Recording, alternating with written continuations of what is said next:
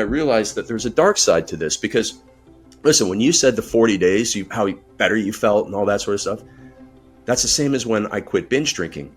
Discipline is a lifeline. It truly is a savior. But then you get to the point where it's a very fine line and you cross over it into the dark side, where you go from discipline being your savior to you being a servant of discipline, to you putting yourself in a prison of rigidity where you have to do a bunch of random things or certain things that are nonsensical to the outside eye.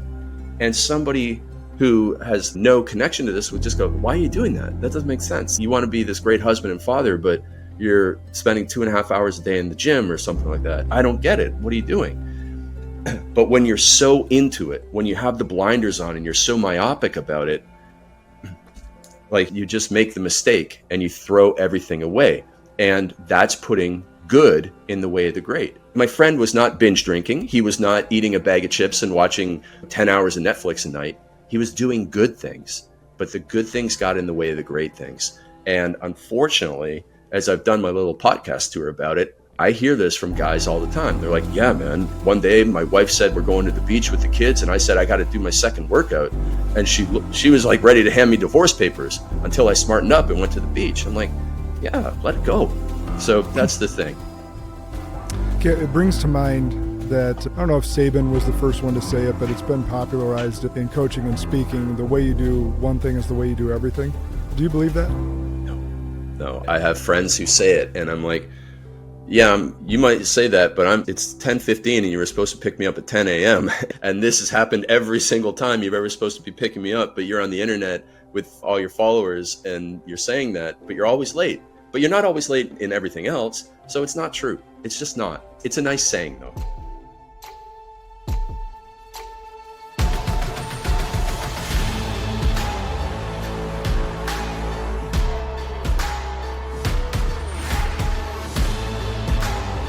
This is Sparta! Welcome back to Spartan Leadership. I'm your host, Josh Kosnick, and this is your podcast for leadership, inspiration, and impact. Today will be no different.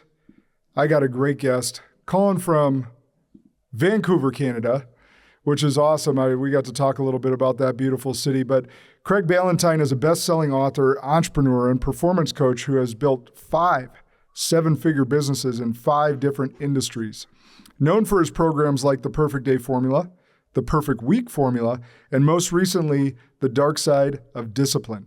Kary has helped over 260 entrepreneurs build their first $1 million businesses, all while working less and living more, which is right up my alley. Kary was introduced to us through a mutual friend and former guest of the show, Kary Oberbrunner, who is currently helping me write or publish my book, and I know he did the same for Craig. We talked a little bit about that, but we're going to dive deep into what real discipline looks like today, how to build your empire without losing your soul, and how to stop being struggling. That mix of being stuck and struggling so you can actually live your perfect life. Craig, welcome to the show, brother. Hey, this is going to be a lot of fun. Thanks so much, Josh. Yeah, this is going to be fun because we got a lot of alignment. But let's start from a little bit of the beginning. For those who may not know your full story, how did a farm kid from Ontario end up coaching 8- and 9-figure entrepreneurs? Yeah, that's a great question. So I grew up in a place called Stratford, Ontario. It's about an hour and a half from Toronto. And in my little hometown, you played hockey and drank beer. You drank beer and played hockey. It didn't matter which order you did it in, but that's what you did. And so, that led to 2 big things in my life. First, on the good side, it led to me wanting to be a strength and conditioning coach in the National Hockey League. So that was my ultimate goal.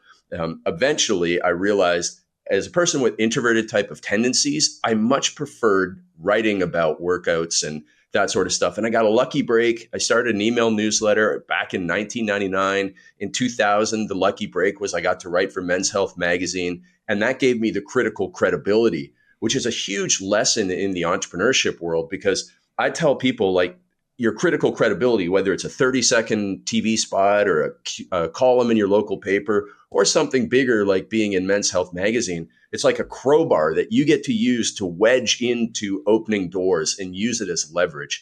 Because again, back in 2000, I was this unknown, introverted type, socially anxious and a binge drinker from my earlier years. I had a lot of things going against me.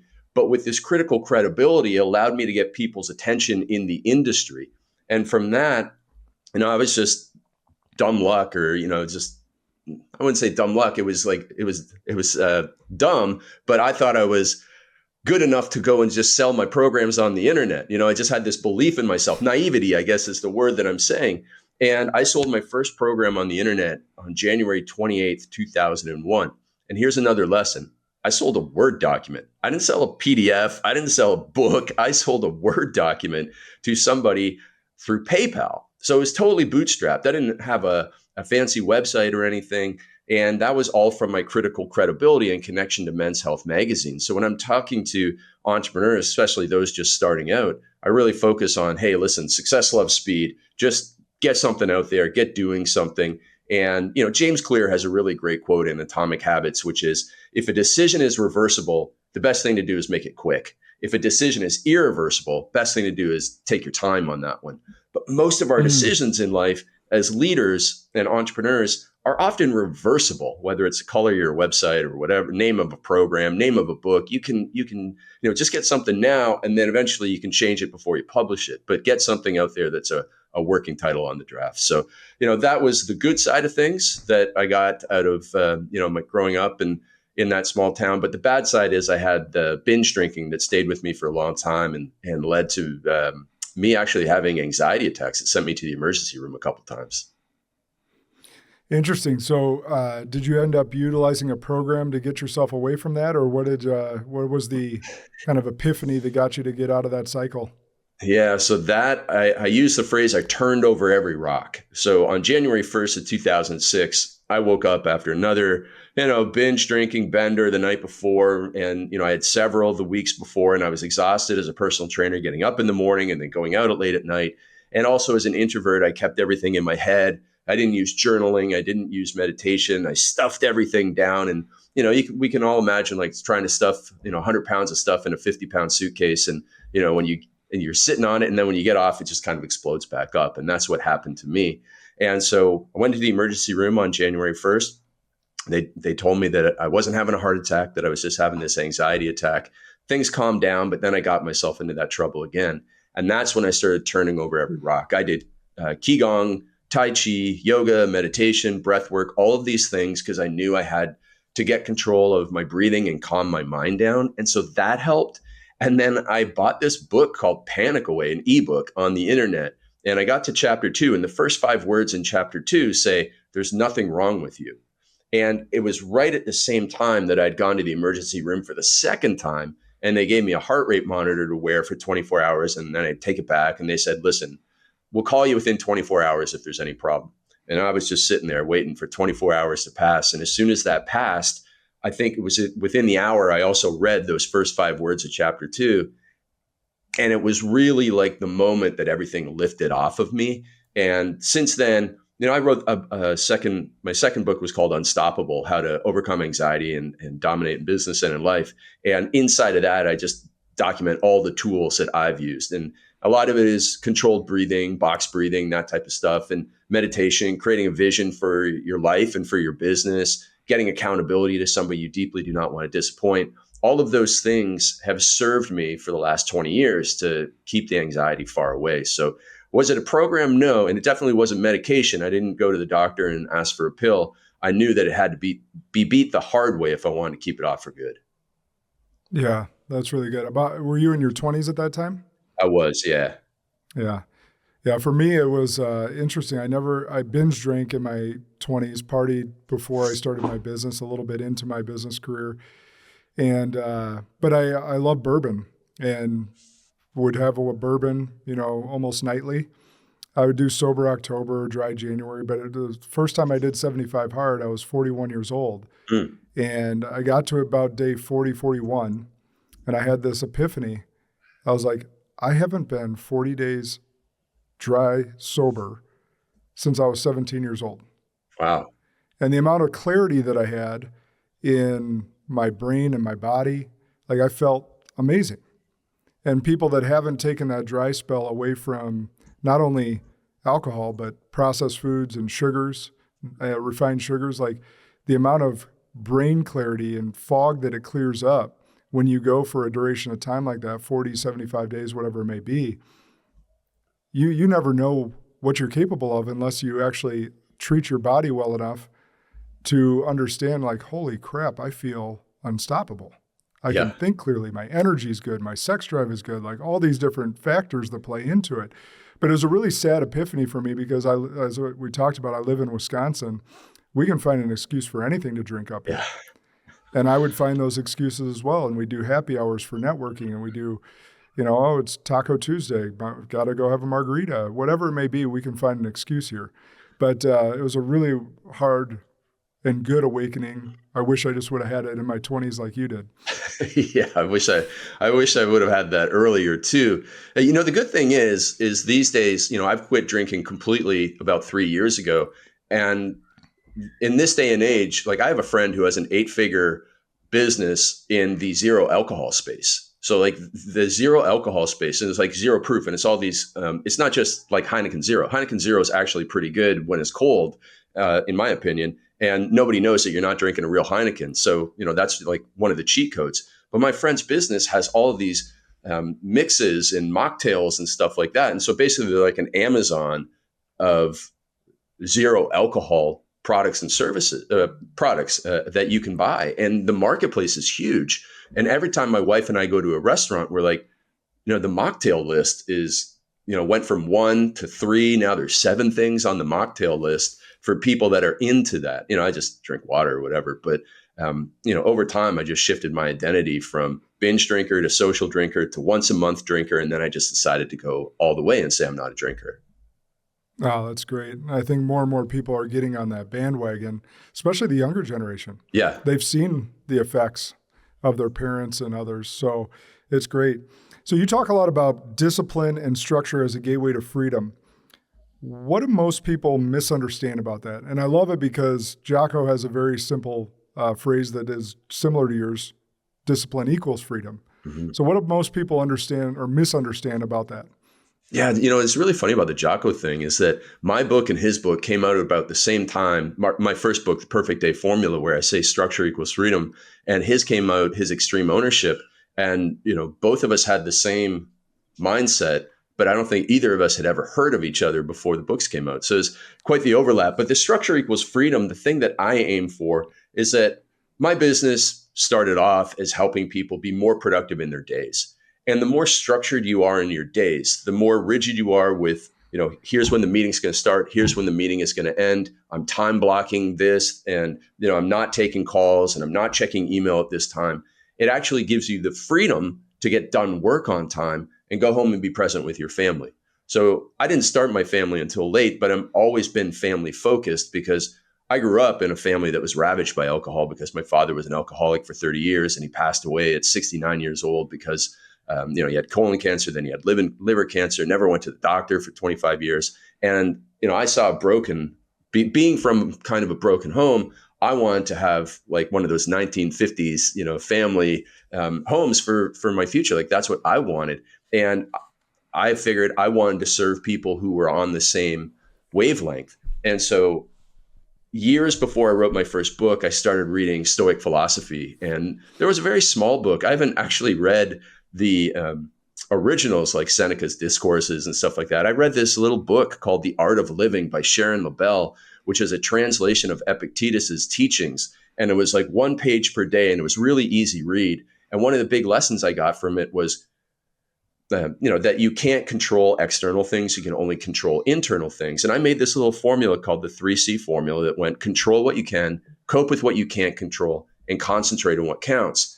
And I realized, man, you can apply that to the 3 times of day. So you control your morning. You have the greatest control over your morning about what time you get up, whether you hit snooze, what you consume mentally and physically first thing in the morning, what activities you do, whether you choose to scroll or whether you and consume content or whether you choose to produce. And then as the day goes on, there's going to be more chaos. You get to work and people are going to bring you their fires to put out. Your kids are going to get sick at school and you're going to have to like rearrange your schedule to go and get them. All of those things can happen. But if you're planned with, plan A and plan B for when the chaos comes, you'll be able to navigate that better. And when you control your morning and you cope with the chaos in the afternoon, you're able to hit the 3C, which is concentrate on what counts at night, which in my mind is your family, your health, your freedom. And so that was the system and the structure that I encourage people to put in their days. And over time, I've just by talking to thousands and thousands of entrepreneurs, I've realized that getting that big thing done early in the morning is key, because if you try and do a big project in the afternoon, have that chaos coming to you. But Josh, do you know what the number one keystone habit of success is that I've discovered after all these years? It's so boring, I can never figure out how to make a viral reel about it, but it's the most basic and habit that will almost guarantee if someone's going to be successful or disorganized. I've got a few things popping in mind, but go ahead and share. No, take one guess. So you said the number one keystone habit. Yep. For success, right? Yeah. I don't like time management, so I say self-management. Yeah, I mean, it's partly that. The specific habit, specific action in the day is going to bed on time.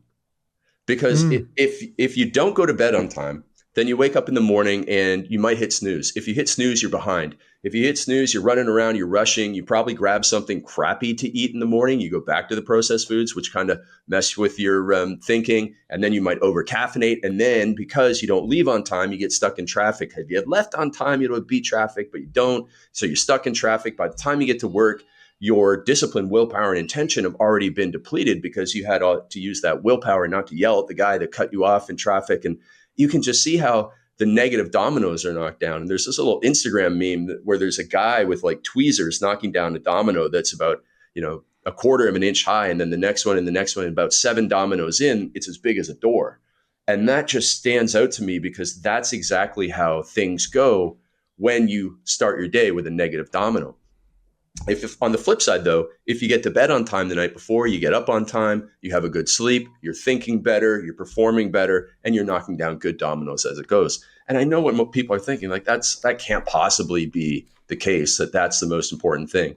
But time and time again, when I see people like, hey, I had a bad week, okay, let's talk about it, and they'll always come back to, and then, one night I had to go out for a work thing, or I was traveling and I got home late and I didn't sleep well. And the next day, and then the next day, and the next day, and the next day. And so, for everybody listening, if you're wondering why you feel like you're rushing around, scrambling a lot, just try and get to bed at the same time every night. So you mentioned before that you had that epiphany after 40 days of no alcohol.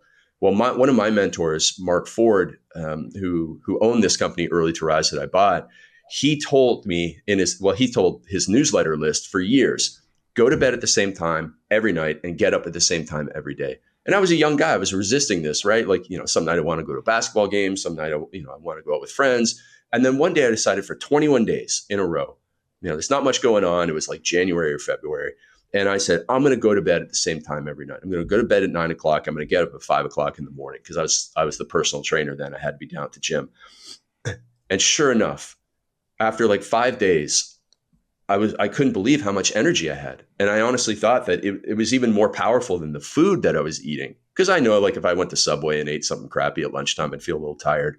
But man, it was absolutely the best thing that happened to me. And now, even today, my wife and I have 3 kids under the age of 3. We're still in bed at the same time every night. And unless it's like the one exception where we're traveling, and then I get up the same time, plus or minus 15 minutes every single day. And I just rock and roll, even though I got a lot going on. 3 under 3. Did you guys slip twins in there? Is that how that worked? No, man. We all back to back? Yeah. And it's like, I just can't believe it. Like, what are the odds? So it's like the first one was 2022, second one was 2023, and our third one was last summer in 2024. Man, you guys are in the thick of it. I had 4 under 6 at one point. Wow. But they're all 21 to 25 months apart. Not as succinct or as quick as you guys. But yeah, that's all. You guys are in the thick of it. Mine are all under 13 now. But oh, nice. Yeah, that's great. You're getting that consistent sleep still. So yeah. One of those habits that you mentioned there, getting to sleep on, it came to mind. My little brother, he is a his habit is to lay out his gym clothes and his work clothes the night before. So it's one less decision that he has the next morning. And I think that's a brilliant one for others out there to even get further ahead. And I love how you're talking about no technology in the morning. That's one of my rules. There is you talk about a perfect day. I always say, like, it's become in vogue with, social media influencers about the perfect morning routine. Yeah.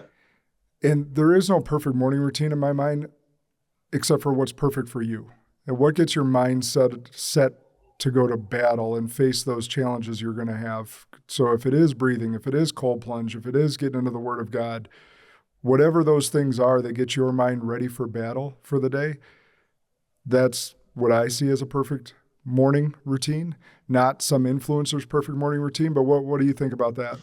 Yeah, so it's a great question. And I'm on board with you. It's like, listen, if something is working for you right now and you are like, I've got, do these 3 things, or I do this 1 thing, or I do, I even do 7 things, and I get to work and I am very productive and I don't have any problems with that. Great. You keep doing what you do. Again, my response is, because I've seen so many people struggle, and what they have are often long morning routines. And it's very easy to be, seeing social media or even reading books and see, well, I see Tim Ferriss does these 2 things and Ray Dalio does these 2 things. And then, Bezos does this 1 thing, and, Warren Buffett does this 1 thing. It's like all of a sudden you're just collecting all these things that you have to do. And when I wrote my first book, I remember there's a famous article on Inc.com about the 14 things that successful people do before breakfast. And when you ran them all through, it was a 4.5-hour routine, which was all garbage, right? It's all just clickbait stuff, which unfortunately influences a lot of people. And what I have found, similar to the bedtime routine, is that if people are struggling to get something done, whether it is to start a new project or whether it is to, make sure they are able to get ahead on their weekly review of all the meetings that they have to do, or whether they want to write a book, most people would be best served if they got up in the morning and got as quickly as possible to the hardest thing. And Mark Twain knew this, 150 years ago when eat the frog first thing in the morning. And if you have 2 frogs, best thing to do is eat the biggest frog first. And I actually learned this from my dad, who, even though he had a problem with alcohol, he was up every morning at 5 o'clock in the morning, because on a farm, the cows don't wait around till 8 o'clock. They want to eat. And so you have to feed the cows first thing in the morning. And so when I started doing any type of work, whether it's even at college or even in high school, it's like, if I have something hard to do, I'm going to do it in the morning, because there's even some science behind it. There's a guy named Daniel Pink, and he wrote a book called When: The Scientifically Perfect Time to Do Everything. And he says, research shows we have the greatest discipline, willpower, and intention first thing in the morning. And over the course of the day, those are depleted. So if you get stuck in traffic and you use some of your discipline not to yell at the guy in front of you, then all of a sudden that 100 units of discipline you had is down to 85. And then you get to the office and somebody spills coffee on something, important papers. And now you're like, you use another 20 units of discipline. The next thing you know, if you try and do that hard thing at 3 o'clock in the afternoon, you have about 11 units of discipline left, and you have about 400 messages coming in. And how's that really going to work out? Not very well in most cases. So it's actually even easier to get the thing done in the morning, even if you don't want to. And what we teach people is, I think a mistake that people make is doing their to-do list in the morning. Because if you're doing your to-do list in the morning when you have the greatest discipline, willpower, and intention, you're using the best time of day just to figure out what the heck you're going to do. So we teach people to do planning and preparation in the afternoon, and just, classic, 1, 2, 3 top priorities. And then the next morning, you should be able to go right into the top 1 and start checking it off. And then, then that's one of those good dominoes that you start knocking down over the course of the day. That said, when I was a personal trainer in downtown Toronto, I trained literally the richest people in Canada. Richest man in Canada was one of my clients for a while. And I noticed something. I was like, why are these people like all fighting over the 6 a.m. time slot? Like, who wants to work out at 6 o'clock in the morning? And they would have chosen 5 if the gym had opened at 5. And obviously I got to the point where I realized that in certain businesses, because I run a maker schedule, not so much a manager schedule. And, that's from Paul Graham at Y Combinator. He said, there's maker schedules and manager schedules. If you're on a manager schedule where most of your day and your work is about managing people, meeting with people, then obviously you slipping away at 11 o'clock in the morning to go and have a workout is not conducive to your schedule. So that has to be done first thing in the morning. But that's, an important thing, sets you up for the course of the day and then onward. But what I found is, even when I was writing my books, it's amazing what somebody can get done in 15 minutes. So if you've done the planning and preparation the day before, just like with workouts, whenever I tell people I can work them out in 15 minutes and like crush them, which I can, they'd be like, no, you can't. You have to work out for an hour. Sure enough, like I've got videos on YouTube that have 8 million views that are 4-minute workouts that are incredibly hard. And it's the same with productivity, especially if it's thinking work. So if you have even a real estate deal to analyze or a chapter of your book to write, if you plan and prepare the day before and you have the workspace set up, much like your brother sets out his work clothes and his workout clothes, so that when he gets up, the path to success is smooth, that you can get right into the project. And I'm also a big believer, this is a tiny bit woo-woo, but I'm a big believer that if you tell your brain what it's going to be working on the next morning and you give it a problem to solve, and you give it actual like directions, like, okay, brain, I need to write chapter 2 tomorrow. It's going to be on this topic. And I really want you to come up with a story that's going to lead into me solving the problem and explaining it properly in chapter 2, that your brain will actually do the work while you sleep.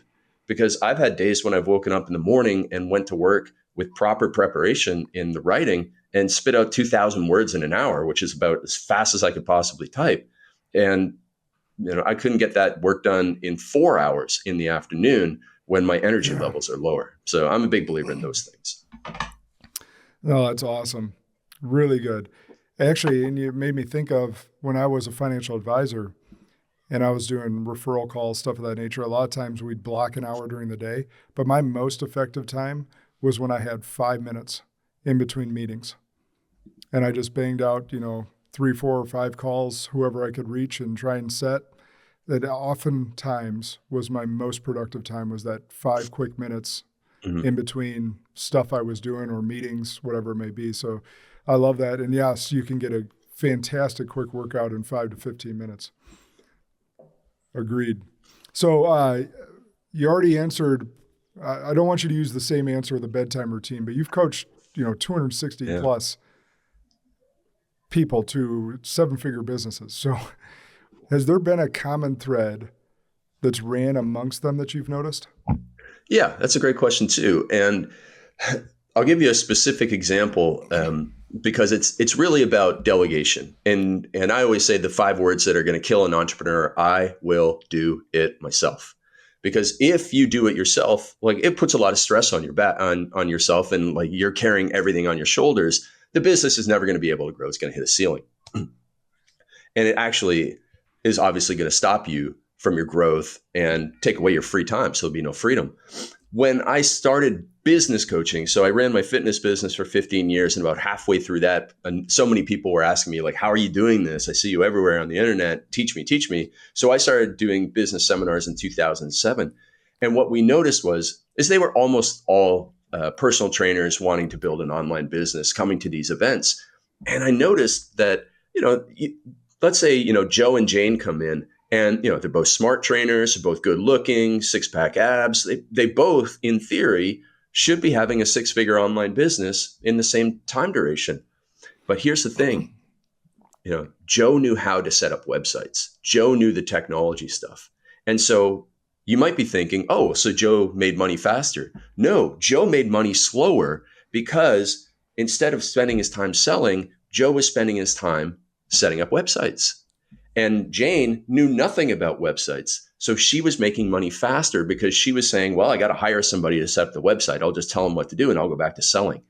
And so that is so common that we see, we use the phrase, and it's kind of outdated thanks to inflation, but we say so many people, so many entrepreneurs are stuck doing $10 an hour tasks. And that could be everything from video editing to your own bookkeeping, to doing your customer service, whatever it is like there's something that everybody's doing that if you looked at yourself with outside eyes, or another entrepreneur came in and looked over your shoulder, they'd be like, what are you doing? Like, why are you editing your own videos for YouTube? Like, don't you have somebody else to do this? But for some reason, we hold on to it because we think we're good at it. We like doing it. Or we just say, oh, it's going to take me too much time to go and get somebody else to do.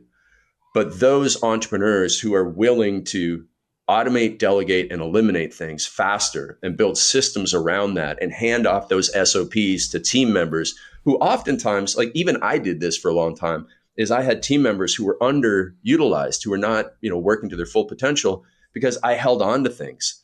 I'd get a referral and I'd say, I got to do the sales call because I got, the referrals made directly to me, but that's not my job.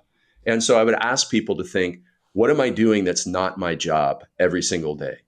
And I don't mean it in a condescending way, like I'm too good for this, but you have a specific role in your business. There are things that only you can do in the business. And if you're doing somebody else's job, whether it's, you've actually hired somebody to do web editing and you're editing your website, or it's somebody else's job that you haven't hired yet, but it's not really within your job description, you need to figure out how to get that off your plate, because otherwise you'll be working too long of hours and the business will hit that ceiling because there's not enough time with you spent in those $1,000 an hour tasks because you're doing the $10 an hour tasks. Yeah, that is so good. I say it a little bit differently, but right on par is to systemize the predictable so that you can humanize the exceptional. Yeah, it's a really good way of putting it. Because without systems and processes, and us trying to have our hands in everything, you're not going to grow, you're not going to scale, you're going to hit a ceiling. And there's never a time where you go to a Michelin star restaurant, the best of the best, where the head chef is also the chief bottle washer. That's a good point. The way that I like to frame it in some people's minds, because often there's a lot of resistance when you get that feedback, and like 3 weeks later, like, have you delegated this thing yet? No. And I say to them, okay, so right now you're editing videos in your business, or you're doing your own bookkeeping. Well, if I hired you to do that in my business, how long would you last? Would you even make it to lunch before I fired you? No, because you're not good. And yet, here's the thing, is you're doing it for the most important business in your world, which is your own, which means you have a C player in your video editing, or you have a C player in your bookkeeping, and you're doing it and it's taking you 5 times as long. And you're not fully, in most cases, people just aren't fully respecting themselves and their hourly worth. And so, Dan Martell wrote Buy Back Your Time. And, he had that phrase of, your buyback number, which is if, you take your annual income divided by the number of hours that you work, so if you're making $200,000 a year, your hourly worth is $100 an hour. And therefore, anything below $100 an hour, you need to buy back your time and delegate that out. And it's a good way of looking at it. The other thing that we do is we tell people that if they want to become a multimillionaire, they have to start living like a billionaire, which is contrary enough where people go, okay, tell me a little bit more about what you mean. And I say to them, okay, so think back to the 1990s, and I don't know why, but Michael Bloomberg comes into my mind. What did Michael Bloomberg do in the 1990s as a billionaire in order to be more productive? Well, he had a driver. Of course, he had the private jet, but let's ignore that. But he had a driver, and he probably would have had somebody make his meals, and he would have delegated out all these things. And in this day and age of Uber and meal prep services, and even people who will come to your house and buy all your groceries and cook in your kitchen for several $100 per week, but it still could save you 10 or 15 hours. Like, you can delegate out everything just like you were a billionaire. You can sleep on the same mattress that a billionaire would sleep on for like $2,000, like that's the best mattress you can possibly get. And so that you have a good night's sleep. And so there's no excuses not to start buying back your time. We use TaskRabbit, my wife and I, because I'm not building another shelf from IKEA. And we just moved in a new house. And so we have these random people coming into our house all the time. I'm like, what's going on here? And she's like, TaskRabbit. I'm like, oh, okay. And, some guy's in and out, he's an expert at IKEA, and he's in and out in 45 minutes where it would have taken me 4 hours. And that's a valuable 4 hours that we're buying back. And so there's TaskRabbit, Craigslist, everything out there. And for the digital stuff, there's sites like Upwork and Fiverr and Assistantly.com. And it's unbelievable what you can find out there, because again, you're not hiring somebody full time in an office, and therefore it's like going to be $80,000 against your expenses. No, it's, you can get somebody for 2 hours a week to do this one little thing, and it costs very little. So I think that's a very important mindset shift that some folks still need to make, which buys back their time and allows them to focus on the exceptional, which I think is an amazing term. Yeah, absolutely. So I want to pivot a little bit, because the majority of the people that listen to this show aren't trying to be social media influencers, but they also know the importance of building a brand. Mm-hmm. And you were able to take your, say Instagram from 300 to over 100,000 and turn it also into money. Mm-hmm. And so I want you to talk about the formula behind that, because we see a lot of these influencers out there, people that we follow that have bought followers to prop themselves up. I get hit up in my DMs all the time. Hey, your content's so good, you should be known more. I was like, great, I'm trying to be an impactor, not an influencer. I want real followers, not people that are just going to prop up to look like I'm more important than I am. So talk through a little bit of that formula, because I think the vast majority of my audience, at least, would rather have an impactful presence and not just have a bunch of followers that are bullshit followers. Yeah, that's great. That's a great point. And I agree totally. One little phrase that I've learned to live my life by is that everything is easier in life when you know more good people. So let's talk about Kary for a second, and then I'll translate that to social media. So this guy named Kary Oberbrunner. I know this guy named Kary Oberbrunner. And you got introduced to him from a good person. I got introduced to him from a good person. Kary is a very good person, and he has introduced us. And because I asked him, because I did my book with him, and I said, Kary, I'd love to be on some great podcasts. So when I did all my other books, I went around and did the same thing to all the good people that I had built up goodwill with over the last 20 years in my entrepreneurship career. And again, I did this with my introverted tendencies. And I use something called introverted networking. Almost all the networking I do is not in person, at events, at happy hours, at seminars. It's actually just through email, through being on other people's podcasts, and sending out books. I probably have sent out nearly as many books as I've sold. Of the new book, we just send them out to all the people that we get introduced to, or that, we think can have an impact on the book sales, and have an audience who's looking for impact, who needs to hear the message. And so we invest in that. And so, yeah, it costs money, but it also costs money to go to a seminar. And as an introvert type of person, this is embarrassing for me to say, but I used to go to so many seminars and spend half the time in my hotel room because of my social anxiety. So it's like, if I'm going to invest in something, I may as well do it my way. And so over the years, I've probably done over 1,000 podcasts, and, most of them I won't get many followers from, but once in a while you hit the jackpot. Like, I remember my friend Bedros Keuilian was on Andy Frisella's podcast, and he must have got 10,000 followers in the week that, the podcast was released. So sometimes you get that. And then from that, you get some speaking engagements, and then the books also, direct people back. So it is a giant ecosystem in what I've done to grow my Instagram.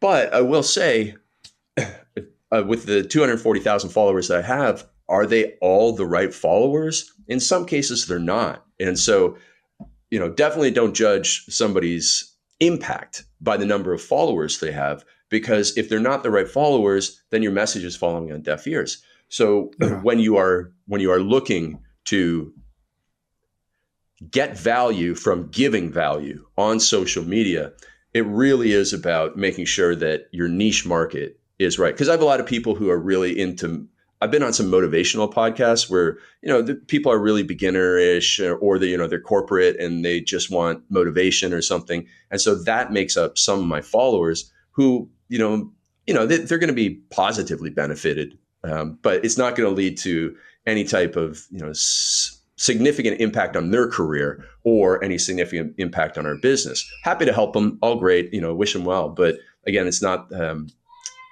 what most people are looking for from the use of social media. We want to use social media. We don't want social media to be used upon us. Meaning, if we're going to go and spend time there, we want to be producing and leading to an outcome, instead of, just going on there and scrolling and getting distracted.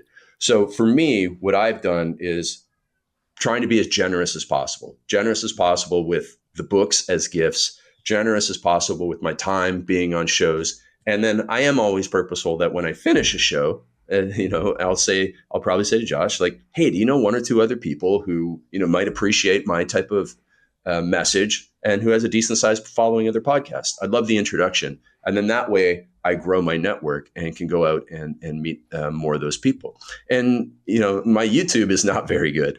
The content is good, like your content is good, but my following is not very good. I have like 13,000 followers on YouTube, and I get that same message all the time. Because the other thing that I'll add is that there are multiple social medias, from LinkedIn to YouTube to Facebook to Instagram and TikTok, which I don't get and don't use. But my brain understands Instagram. And so I'm happy to use it. I personally use it and don't hand it off to anybody. Whereas I don't really get YouTube. I understand the concept and I understand like some of the most important things. But I have friends who have much larger YouTube followings, and their content's great, but it's not like their content is 100 times better, but they literally have 100 times more subscribers, and I just don't get it. So I went all in on Instagram, and I spent a lot of time there and connecting, and I connect with a lot of people on Instagram too. And that's been a way, because when I connect with people, they share my content more on Instagram. So I think the big lesson here is for someone who's an entrepreneur to understand where your brand is. Because I'm a big fan of the 80-20. So if we admit or agree that there's 5 social medias, LinkedIn, YouTube, Facebook, Instagram, and TikTok as organic sources, from those 5, one of them is going to be your bread and butter. And I would just concentrate on your bread and butter and get to know that social media and spend your time there and forget the other ones even exist. Yeah, so you're suggesting focusing on one that makes most sense to your brain and your brand. And both of them. Yeah. Yeah. Yeah, like if your niche market is not on TikTok, well, it's nice but you like it, it doesn't make sense. But if your niche market is on LinkedIn and you get it, man, go hard there. No, that's really good. All right, with our remaining time, I want to transition to your book. Mm-hmm. And you open the book by challenging the idea that all discipline is good. And so this is really fascinating because, it challenges perhaps a little bit of what we spoke of before. It challenges a little bit of, Jocko saying as well. What is the dark side of discipline, and why does that matter? Why should the listener say? So the dark side of discipline comes like this. So there's a phrase that in order to write the book, you have to live the book. And I think that you know that because you're writing a book right now. And you can take discipline too far, where the good gets in the way of the great. And I did this personally. So I once had an exercise streak of 1,000 days. And it's so, like, when I say it, it just sounds so nonsensical. Like, why would I do that? And the listener is thinking, yeah, what's the point of that? Like, you don't get any gold medals for exercising 1,000 days in a row. And you don't. In fact, you have to sacrifice good things in order to keep this exercise streak going. And it's very, the analogy is with a lot of these common challenges that are out there. And I had a friend who inspired me to write this book. He was married with kids to a beautiful lady. They had awesome kids. They lived in a beautiful house in Toronto. He had a great business. He had 6-pack abs. He had a fancy red sports car. I mean, what didn't the guy have? Well, what he didn't have is that he didn't have congratulations from a bunch of strangers on the internet because he hadn't gone and done their challenge, like 100 push-ups in 100 days. It's nonsensical. There's no point to it. It's just a random activity done for a random number of days for a random number of repetitions. Like, it's not specific to a problem that you have. It's just totally random. And so he went and did one of these challenges, and I watched it because he posted so much on social media about it. And I knew, because I was very close to him, I knew that his wife already complained that he worked too much and that he wasn't coming up for dinner from his home office early enough. And so I thought, it's taken like 2 hours to do this challenge, and your business is still growing. So you're not taking it from the business. Where are you taking this time to succeed in this discipline challenge? And he took it from his family. And here's the crazy thing is he did it once and he got the internet claps on the back.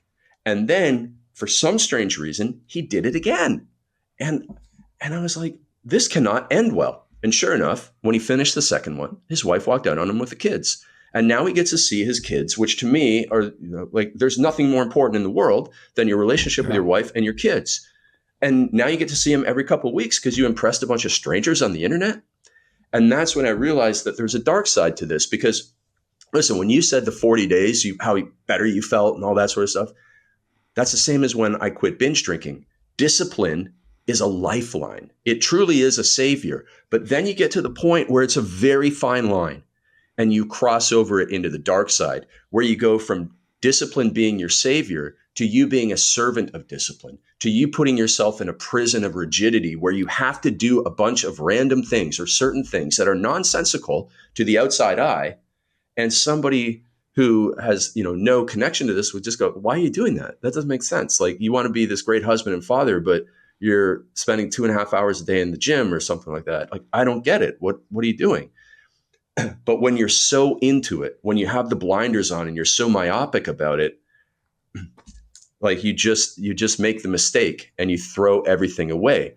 And that's putting good in the way of the great. Like, my friend was not binge drinking. He was not eating a bag of chips and watching, 10 hours of Netflix a night. He was doing good things, but the good things got in the way of the great things. And unfortunately, as I've done my little podcast tour about it, I hear this from guys all the time. They're like, yeah, man, one day my wife said we're going to the beach with the kids. And I said, I got to do my second workout.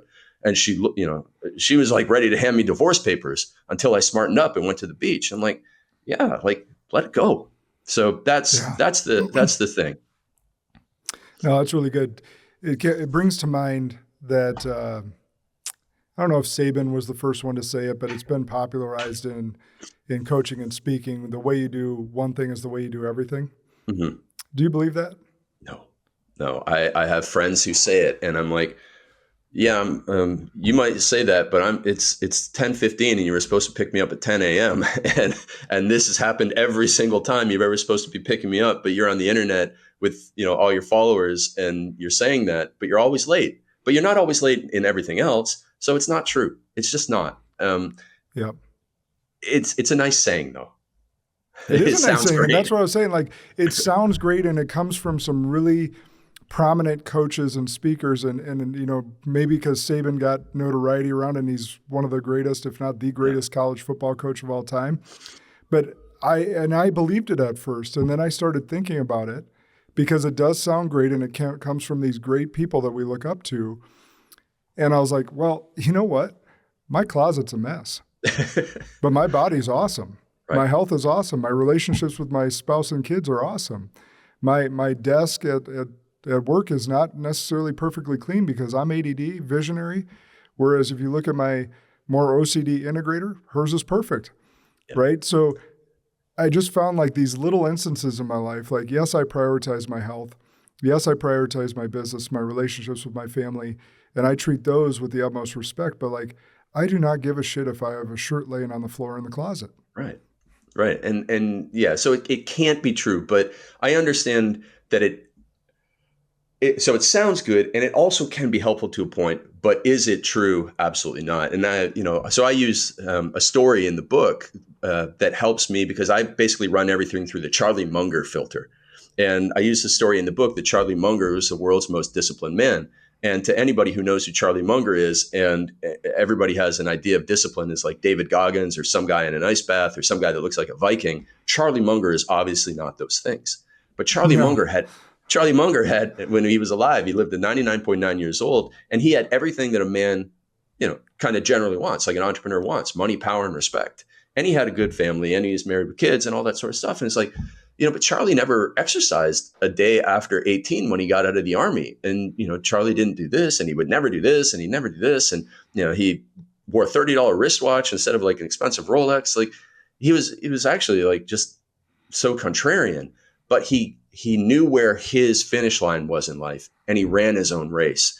And the thing that I looked up to about Charlie is that he was comfortable in his own skin. And so he didn't worry about stuff like that. He knew what mattered, and he knew where to put his focus, and that allowed him to be successful on his own terms. And I think that's, again, a lot of stuff becomes popular because it's Instagrammable, but the stuff that actually, really, really, really works, like going to bed on time and being comfortable in your own skin. Like, how do you even make content about that? You're going to get like one like and no shares on it, but it is so important. And so the basics matter. And I think that you do have to take a grain of salt with what anything that's popular. You should be distrustful of it maybe at first. Or if you hear a platitude like that, or a saying or a quote that just sounds good, just does it resonate true to your soul? Just pause and ask the question, because that's what I had to do with the way you do one thing is the way you do everything. Is like, I believed it at first, it sounded great, and then I started looking around my life. I was like, you know what? I am really good at some certain areas. In my closet, making my bed every morning, well, that'd be a problem because my wife's still in it when I get up. Right, that's a thing. That's that other platitude, right? The guy who goes around saying you got to make your bed first thing in the morning. Like, I get up at 4:00 in the morning. Like, I'm not going to kick my wife out of bed. Yeah, exactly. If we want to stay married, right? Right. Or I mean, you get to sleep on the couch. You can make the couch when you get up. That's right. So you have this quote in your book: "Stop spending hundreds of hours chasing the wrong path to success." How do leaders know if they're on the wrong path? And I want your take on this because I have a powerful question that I utilize as well. But this is really interesting because I think a lot of leaders chase down sometimes the wrong things. Well, it all comes down to the orientation. If you don't start things with the right orientation, and you and I were talking about this before we started, because when somebody writes a book, if somebody doesn't start with the right orientation of the book, with the right powerful message and the right outline, then it doesn't matter how funny they are. No one's going to read the book. You have to start with the right orientation. It's the same with being in business. It's the same with pursuing your goals in life. You have to step back away from the reactive challenges that are out there and flooding our phones, and step back and think about what really matters for you. I start getting people, I go through like, hey, let's figure out what your big why is. What is the thing that's driving you to do all of this? Then we help people create a vision for their life. I always like the 3 to 5 year vision. Show me where you're going to live, what you want your business to look like, what you want your work week to look like, what you want your family life to look like, what you do, what you don't do, your vacations, all that sort of stuff. And now we have a clear North Star. It's almost like those little treasure maps when we were a kid, X marks the spot and you could see the dotted lines that get you there. But most people, they have a map, but they don't have an X on it, and they can't even make the dotted lines to get there. And so therefore they're very reactionary to whatever pops up on their phone that day instead of staying true to their core value. And then the final question that we have and ask people is like, what's your specific definition of success? So if a business owner doesn't have a specific definition of success for the next 90 days for their quarterly planning, they could be all over the place. There's always something new sounding good coming in, whether it's a new leadership style or a new leadership book or a new marketing plan, and they're kind of rudderless. And so when we get people with that foundation, then we can say no to the things that will get us off track, and we can run our own race in life. And that's the most important thing to me. No, that's really good. When I'm working with leadership teams, whether it's EOS implementation or otherwise, it's like, sometimes I'll pause and ask, are we running enthusiastically in the wrong direction? Yeah. Right. That's like, being in LA and like, hey man, you can go as fast as you want west, but if you want to get to New York, I can go slow east and I'm going to beat you. Yep. 100%. And it's a question that I want them to take with them and actually make sure that they're asking that of themselves often, and making sure that they have that, like you said, those clear 90-day plans, rocks, whatever you want to call them, and making sure that we're running full speed at those, and any shiny objects we're pushing away until those are accomplished. Yeah, absolutely. That's great advice. So the concept of applying a level 10 effort to level 10 problems is really, really powerful. Thank you. And so it's funny because in EOS, we call them level 10 meetings as well. So it just parallels. Yeah, exactly. I'm sure that snuck in my mind there because my friend Bedros uses EOS, and he would always say we have these level 10 meetings. And I'm like, yeah, I mean, that's exactly like, for anybody who's listening who hasn't read the book, I describe the ultimate definition of putting a level 10 effort into your level 10 problem. And, EOS does level 10 meetings, which are about level 10 problems, right? And making sure that everybody's, solving them on board and has deadlines and that sort of stuff. And what I realized was from my friends who are already fit and disciplined, doing a discipline challenge, well, that's like a level 1 problem. And you're putting a level 10 effort into it. But the marriage was the level 10 problem, and it got a level 1 effort. And, it breaks my heart because I do see this all the time. And the reason why is because if you got a level 1 problem, it's easy to win that one. But a level 10 problem, man, it's going to be a while before you see results on it. Yep. That's 100%. And in those level 10 meetings, you might be able to guess this, but I'll just ask you, what do you think the average company, before we start working with them, what they would grade themselves for a meeting on a 1 to 10 scale? 6? 4. Wow. Yeah. So you think about that as like, okay, we got all of our highest paid people in this meeting. And if you break down all those hourly rates, and I'm just saying maybe one meeting, but they probably have multiple. And we're giving ourselves a level 4 effort. That's crazy when you think of that in the you're not even time trying. value of money. Right. Yeah. And sometimes it's just the track to run on and getting a really strong agenda, but also just the level of importance you place on it. Like you were just mentioning, is like, hey, if we actually cognitively think about this, and that I got my highest paid people, my best people, my rainmakers in this room, all with me, and we're only going to give an average effort to making this as an effective use of time as possible, it's asinine. Yeah. Like it's no one would ever do that consciously. Yeah. And, so in the book, I say the ultimate definition of discipline is putting a level 10 effort into a level 10 problem. And then I actually forgot to put something in the book. So if somebody has a level 10 problem in their life, whether it's their marriage or financial situation or a leadership problem in their business, the next thing to do that I forgot to put in the book, silly me, is you make a list of what would it look like to put a level 10 effort into the problem. So like with those people that rate their meetings 4 out of 10, I would go to each of them and say, well, what do you think it would look like to have a meeting that's a level 10, that's a 10 out of 10? And then you get all the ideas down, and that's how you solve the problem. So, it's like figure out exactly what it would look like to put a level 10 effort. And then again, I'm a big fan of the 80-20 rule. So of those things, there's going to be a few of them that are going to have the massive impact, and you start with those. Yeah, that's so good. And there's also a chapter in your book that describes your dogs, Daisy. Is it Bally or Bailey? Bally was my chocolate lab. He passed away in 2018. And then Daisy is our yellow lab, and she's 6 now.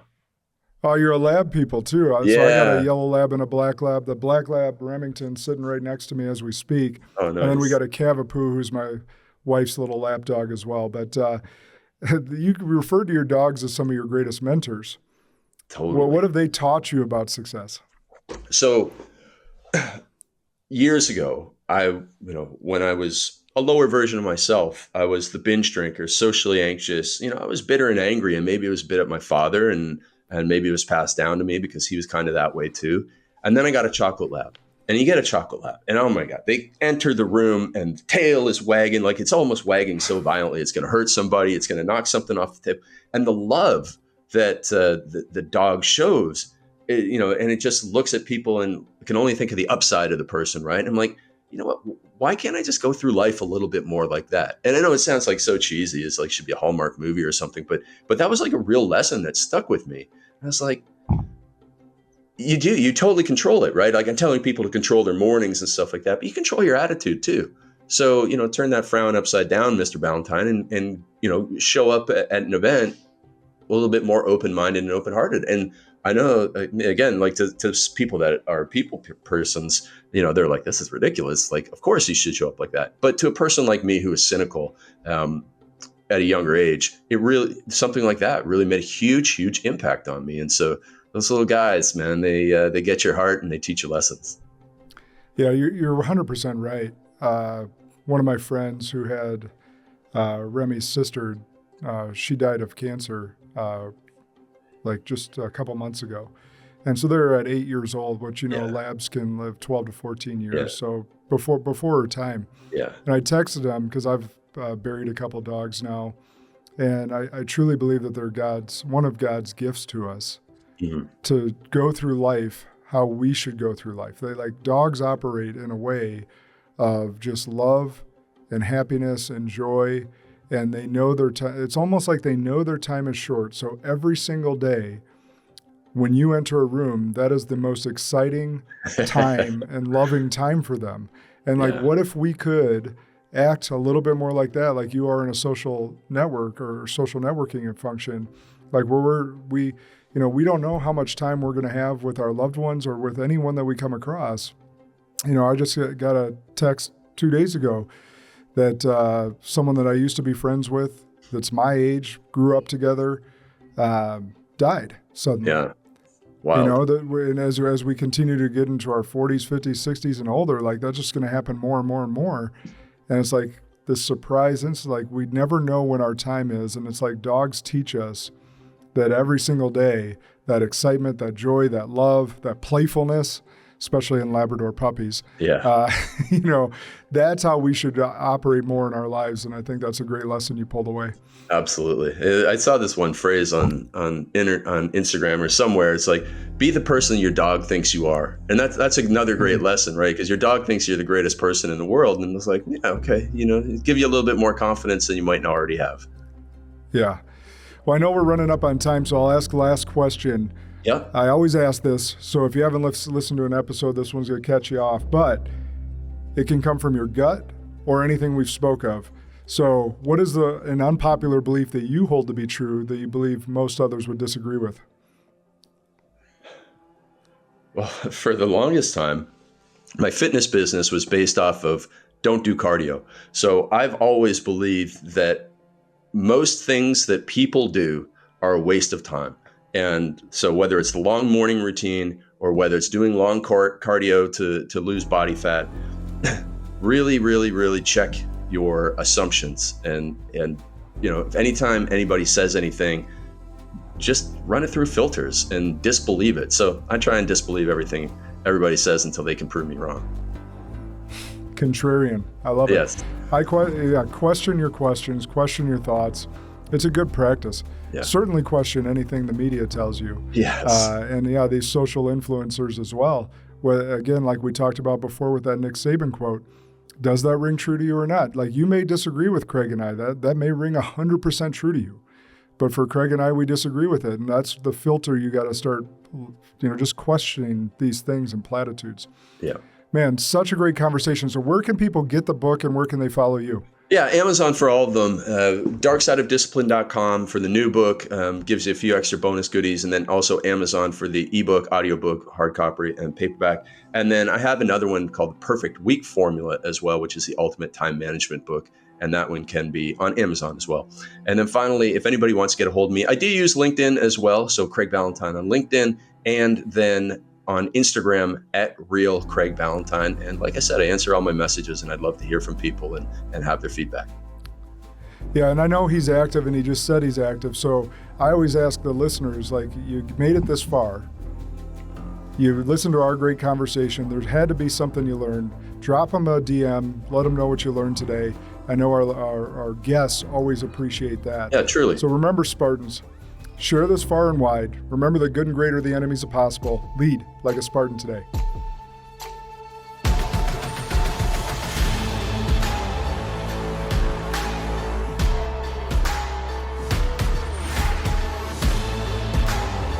This is Sparta!